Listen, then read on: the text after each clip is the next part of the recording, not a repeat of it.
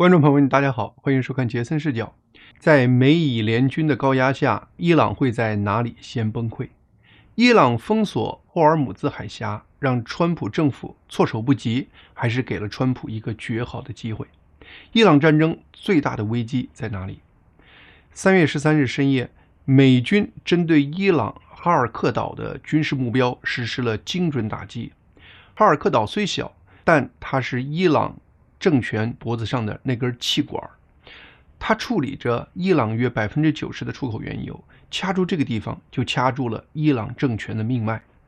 美国中央司令部在 X 平台上发布了官方战报，说美军在此次行动中成功摧毁了岛上的90多个伊朗军事目标，包括水雷储存设施、导弹地下掩体、约森海军基地、机场控制塔以及伊朗石油公司的直升机机库。在这轮对哈尔克岛军事目标攻击的结束后，川普却在社交平台上发布声明说，出于人道考虑，我选择不摧毁岛上的石油基础设施。这也许是川普在传递一个信号，如果伊朗继续干扰霍尔木兹海峡的自由安全航行，美国随时能把岛上的石油设施化为灰烬，或把这个岛直接拿下。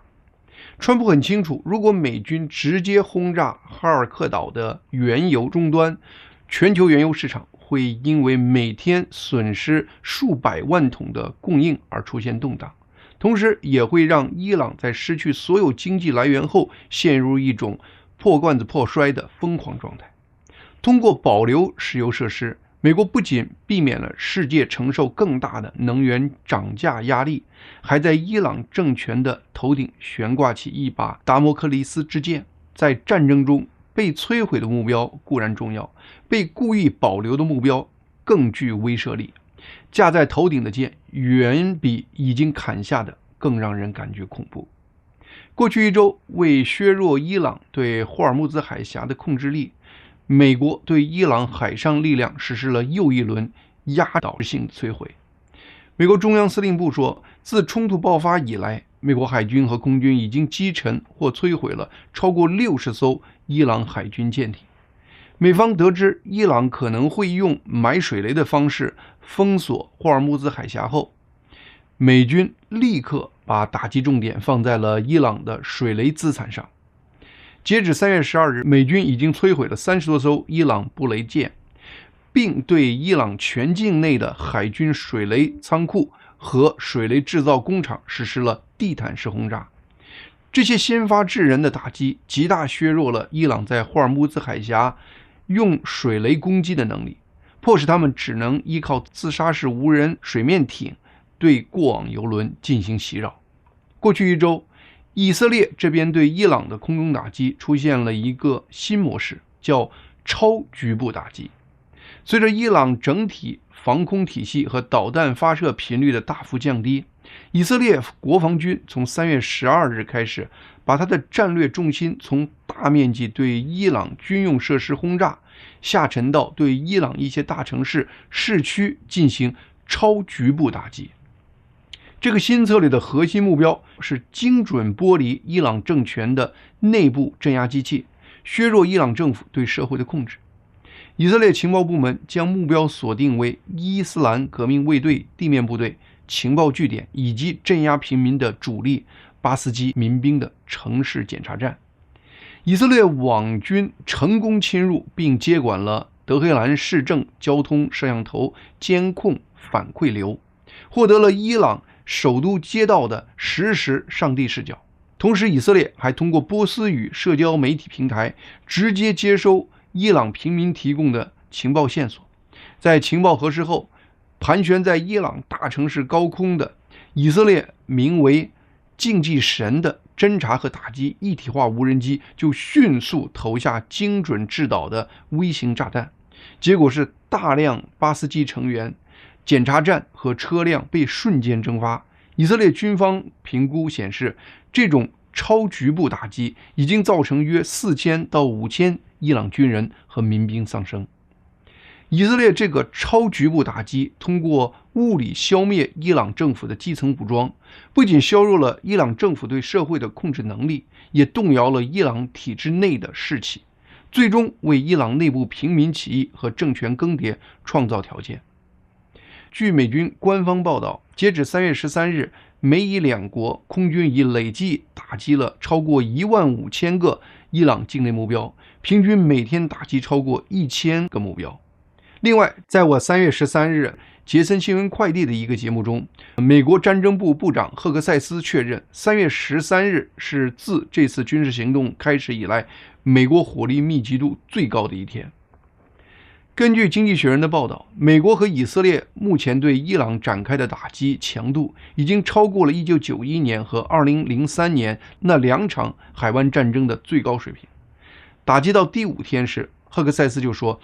那5天动用的火力已经是美国2003年海湾同期军事行动的2倍。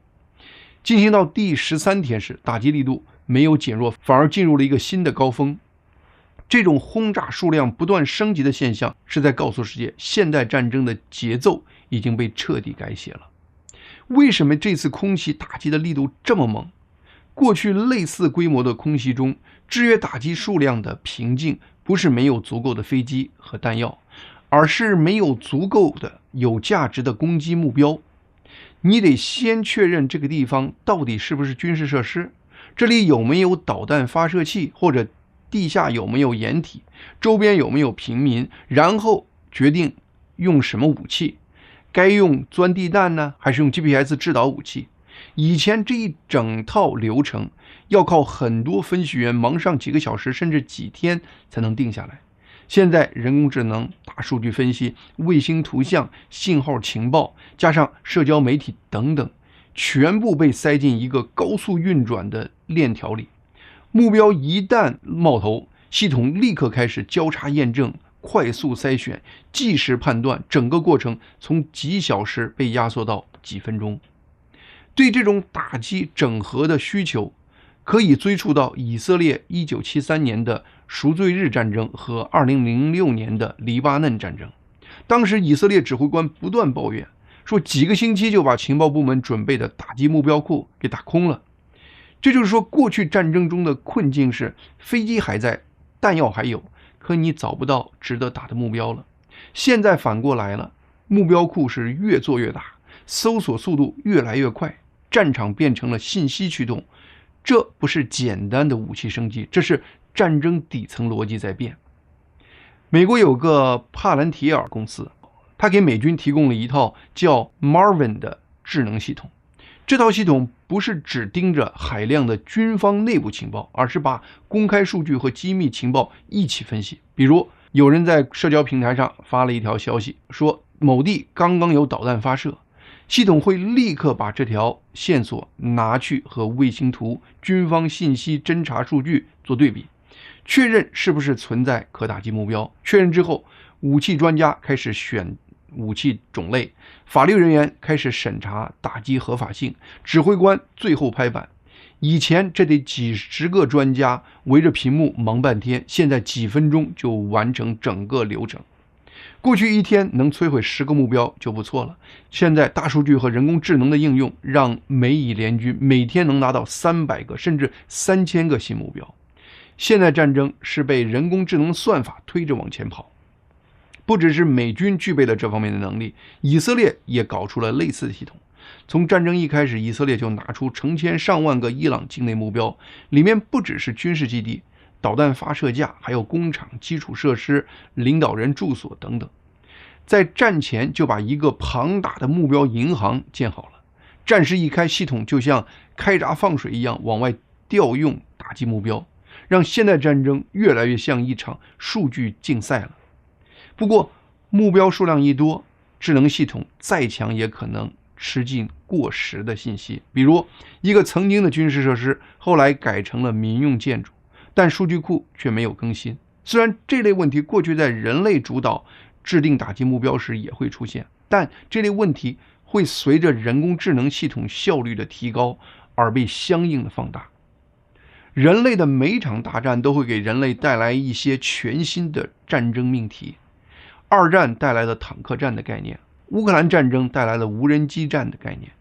而目前这场战争带来的是一种全新的战争模式。以前的战争基本是人在指挥战争机器，而目前这场战争越来越像智能系统在催着人做事。打击目标越多，人类的判断时间就越短，火力越密集，整个流程像流水一样顺滑。这是效率也是风险，因为战争一旦快到使人来不及怀疑，这种技术优势随时可能变成某次灾难的加速器。回到伊朗战争这个话题，在美国和以色列不断升级的多层面、多维度的强力打击下，伊朗虽然还试图还击，但还击显得零星，而且缺乏协调。3月12日到13日，伊朗向以色列和海湾国家发射了数十枚导弹和自杀式无人机，但绝大多数都被防空系统拦截了。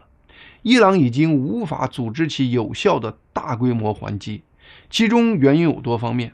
首先，伊朗的雷达系统和指挥链已经断裂，美以联军的电子战飞机与天基极光系统在战争开始便把伊朗防空雷达打成了盲人。第二，伊朗领导核心和高层军事指挥官出现真空，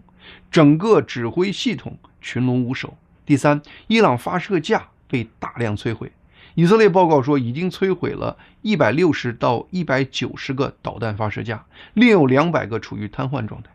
伊朗残余的机动发射能力已无法对以色列或其他国家构成饱和式攻击。伊朗国有萨帕银行是专门负责给伊朗武装部队和革命卫队发放薪酬的银行。3月11日凌晨，这所银行却遭到了物理摧毁和数字攻击双重打击。萨帕银行的数据中心遭到导弹袭击，整个银行系统停摆。在同一时间，一个名为 Codebreakers 的黑客组织宣布，通过长达数月的渗透，窃取了该银行12TB 的绝密数据，随后披露了超过200万伊朗革命卫队成员的个人账户细节，包括家庭住址和秘密资产流向。其中，伊朗圣战总部前负责人帕拉拉克被曝持有超过1.5亿美元的巨额存款，引发了伊朗社会的愤怒。同时，由于萨帕银行的数据库被炸弹摧毁，原本应于本周发放的军饷已无限期停滞。巴斯基民兵的忠诚是靠津贴维持的，没有工资导致士气瓦解。在德黑兰街头，部分巴斯基民兵因工资卡失效而无法购买生活物资，而参与了哄抢食物。物资极度匮乏，让伊朗长期存在的正规军和革命卫队之间的矛盾公开化。根据泄露的伊朗内部通讯，伊朗正规军指责革命卫队囤积剩余的医疗物资和血液，还拒绝为空袭中受伤的正规军士兵提供医疗。目前，伊朗军队弹药匮乏到了部分正规军给每2名士兵一共只发20发子弹。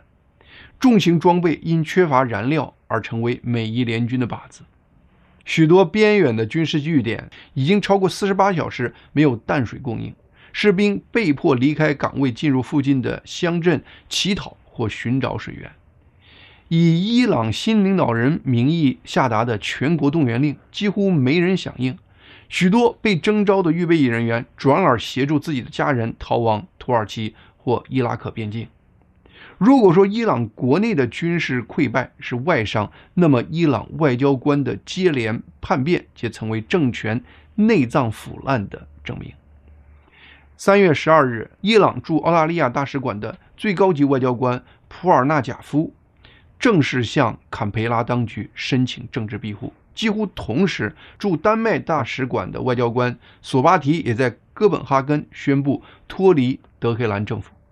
另有情报显示，驻欧多个国家的伊朗外交官已经秘密联系东道国政府，探讨在政权更迭后免于起诉的条件。因此，伊朗目前的权力体系不是处于所谓受损的状态，而是处于结构性坍塌的过程中。最近，网上一些亲伊朗的人在 X 平台上发消息说美国川普政府试图通过中间人联系伊朗，询问伊朗停火的条件。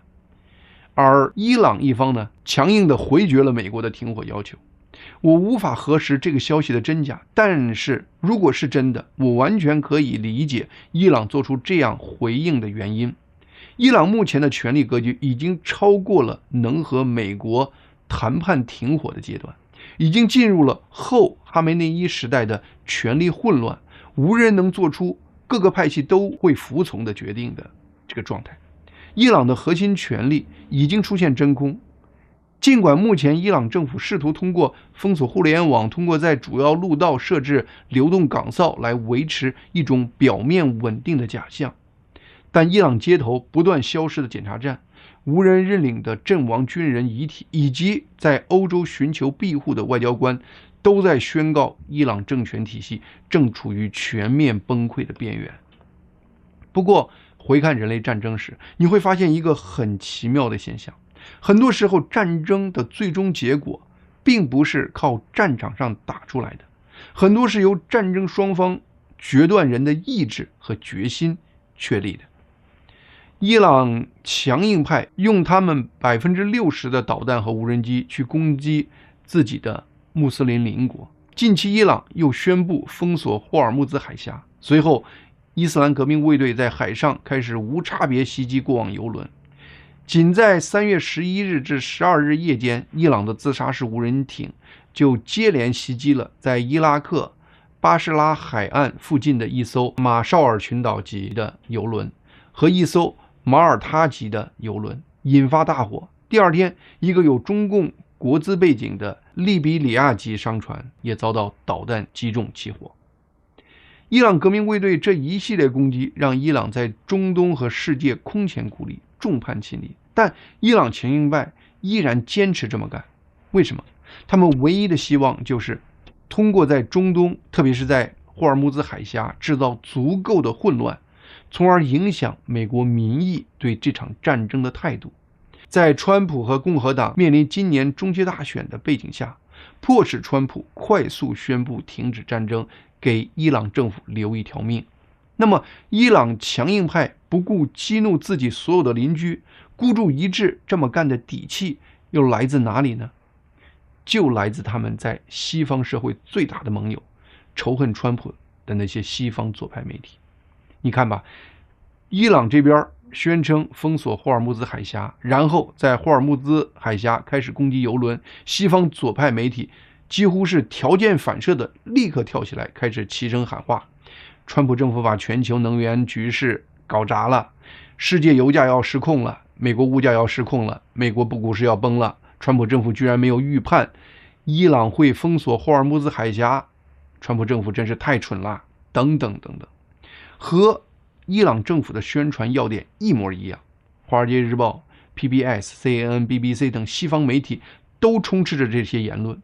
这些西方媒体的报道几乎全部集中在川普有多蠢，他的团队有多乱，对美以联军的辉煌胜利，对伊朗政府的岌岌可危，都没有什么兴趣深入报道。这些媒体报道对分化美国人心，对动摇美国国内的民意支持起到了巨大的作用，同时对伊朗政府进一步推行当前制造混乱的军事策略又起了巨大的鼓励作用。在我3月13日战争部部长赫克塞斯的记者会的节目中，赫克塞斯特意提到这点，批评这些媒体为了与川普为敌，不惜站在杀人如麻的伊朗政府一边。虽然美伊联军在对伊朗的战争中已经在战场上取得了远远超出预期的成功，但伊朗毕竟是一个国土面积超过中国国土面积1/6的、人口近1亿的大国，而且伊朗在过去几十年的军事理念都是建立在和美国打一场不对等战争，用空间换时间，用时间和意志来拖垮美国这样一个整体设计上的。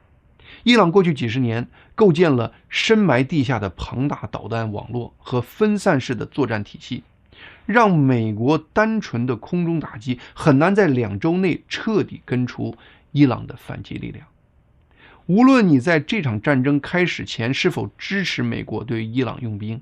但此时此刻任何有正义感的人都应该清楚，美国已经没有退路了。如果这次伊朗真的用攻击中东各国，用挟持霍尔木兹海峡、用搅动美国民意的手段，成功逼退了美军，那就是在纵容伊朗政府的流氓做派。中东多国允许美军在他们那里设立军事基地，一个目的就是希望美国保护他们不受伊朗的欺负。现在，如果伊朗真的用攻击这些中东国家的方式，用制造混乱的方式逼退了美国，那么这些国家未来还会信任美国能保护他们吗？美国的信誉将从此暴跌。一些中东国家甚至可能迫于对未来伊朗报复的担心，出于对美国能力的失望，而逼迫美军关闭在他们国家的军事基地。这不相当于是伊朗把美国成功的从中东推出去了吗？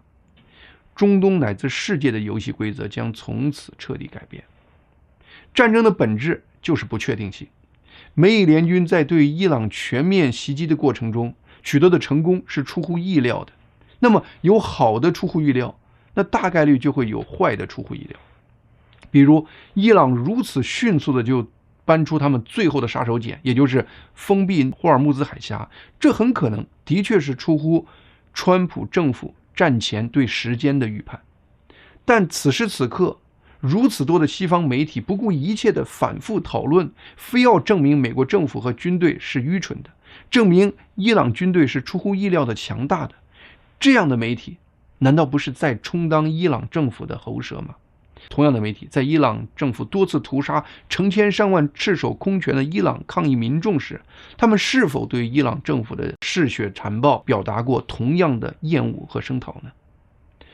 从赫克塞斯最近在新闻发布会上的表述，我们知道川普政府目前正在利用一系列的兵力调动来应对伊朗封闭霍尔木兹海峡的行为。比如多个媒体3月13日报道说，美军正将包括迪利波里号2栖攻击舰和至少2500名海军陆战队队员在内的第31海军陆战队远征部队紧急调派到海湾地区。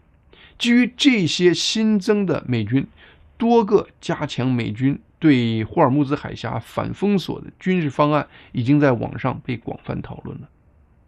其实，如果我们不抱偏见的去分析川普政府在战争开始前的一系列政府行为，你会发现，川普政府今天之所以敢对伊朗下重手，而且在霍尔木兹海峡几乎被伊朗封锁后，世界并没有像历史上那样惊慌失措，靠的不是美国临时抱佛脚，靠的正是川普这些年一点一点铺出来的能源底盘。伊朗那边刚开始封霍尔木兹海峡，袭击商船时，全球能源市场自然会紧张，毕竟这里承载着世界20%的石油运输。但今天的美国已经不是当年的美国了，川普第一任启动的能源独立战略已经让美国能够主导自己的能源了。美国靠页岩油革命，已经从过去那个担心别人断供能源的国家，变成了石油出口国和全球最大的天然气出口国。这是一种国运级别的蜕变。以前中东闹事，美国跟着流汗，现在中东闹事，美国疼痛是间接的。而且美国作为能源净输出国，还可能在这个过程中赚得更多些。川普在他的推文中就特意提到这一点。霍尔木兹海峡被伊朗拿来当武器，确实造成了世界油价上冲，造成市场波动。可美国并没有出现束手无策的状态，而且在这个时刻，美国甚至在能源方面有余力出口更多的石油和天然气，在这个危机中帮衬美国的盟友。而且美国鼓励沙特阿拉伯用石油管道把石油转入红海运输线，这也是在配合美国一起减轻伊朗封锁对世界能源市场的冲击。那些骂川普对伊朗封锁没有预案的人，恰恰忽略了真正有效的预案不是写在纸上的文字，而是已经变成现实的产能、盟友关系和市场工具。外界很多人好像以为能源部长就是坐办公室里看油价曲线，出了事开个记者会说几句漂亮话。但是川普的能源部长赖特却不是这样的。赖特过去1年几乎天天和中东能源部长通话，而且他很早就跑到中东去铺路，甚至和沙特能源大臣萨勒曼待了整整5天，谈成一个标志性的民用核能协议。川普政府不是等炸弹落下来才想起找人帮忙，而是提前把能说的话、能配合、能出手的人都已经串起来了。另外，这次世界原油价格在遇到这样级别的危机时，还没有离谱的暴涨。一个重要的原因就是国际能源署这次宣布会释放4亿桶紧急石油储备，是这个机构历史上最大规模的一个行动。这个行动其实不是自然发生的，而是赖特部长过去1年一直逼迫国际能源署放弃那些左派气候理念，回到这个机构最基本的职责上，就是确保世界能源安全这个问题上。而且这次美国对自己的战略石油储备的操作也很有意思。美国前政府释放储备就是直接拿石油出来卖，以此把眼前的通胀数字压下去。赖特部长这次准备释放 1.72 亿桶，但他不是简单的甩卖，而是拿到市场上做期货置换，在期货市场压住未来石油价格会回落。一方面，这套操作最后可能让美国战略石油储备以 1.72 亿桶的代价换回未来2亿桶，同时这样的操作也是用美国国家原油储备的招牌，在告诉世界，目前油价上涨只是暂时性的，未来世界油价的趋势应该是下跌。这对市场的信心，对未来石油价格稳定发挥了重大的作用。说到底，能源安全不是靠喊口号喊出来的，是算账算出来的，是长期布局布出来的。说到布局，我在杰森新闻快递频道今天推出了一期节目，是有关目前正在东京举办的印太能源安全论坛的一个节目。因为正在进行的中东战争，没有太多人关注这个论坛，但它确实是川普政府重组世界能源和地缘政治格局的最关键的一步棋。它是在为一套更大的叙事铺路。什么叙事？就是把印太能源安全重新定义为美日同盟主导下的战略工程。霍尔木兹海峡被封锁，感到窒息的不是美国，而是日本、韩国、台湾和印度，以及整个印太制造链。